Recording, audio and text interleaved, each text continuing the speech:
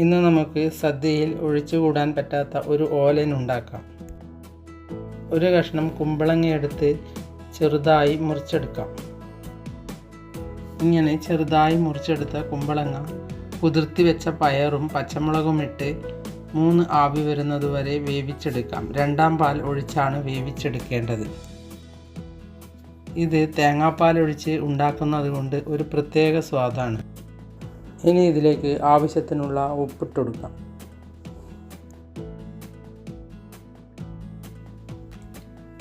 ഇനി ഇത് നല്ലതുപോലെ വെന്ത് കഴിഞ്ഞാൽ ഇതിലേക്ക് 1ാം പാൽ ഒഴിച്ചു കൊടുക്കാം. 1ാം പാൽ ഒഴിച്ചു കഴിഞ്ഞാൽ ഇത് തിളയ്ക്കേണ്ടതില്ല.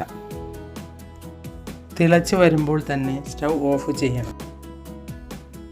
ഇനി ഇതിലേക്ക് 1 ടീസ്പൂൺ വെളിച്ചെണ്ണ ഒഴിച്ചു കൊടുക്കാം. കുറച്ച് കറിവേപ്പില കൂടി പൊട്ടിച്ചിട്ട് ഇളക്കി മൂടി വയ്ക്കാം. ഇവിടെ ഞാൻ 1 ടീസ്പൂൺ പയർ കുതിർത്തിയതും 3 പച്ചമുളകുമാണ് എടുത്തത്. ഇങ്ങനെ ഒന്ന് നിങ്ങളും ഉണ്ടാക്കി നോക്കൂ. എൻ്റെ വീഡിയോ ഇഷ്ടപ്പെട്ടുവെങ്കിൽ ലൈക്ക് ചെയ്യാനും സബ്സ്ക്രൈബ് ചെയ്യാനും മറക്കരുത്.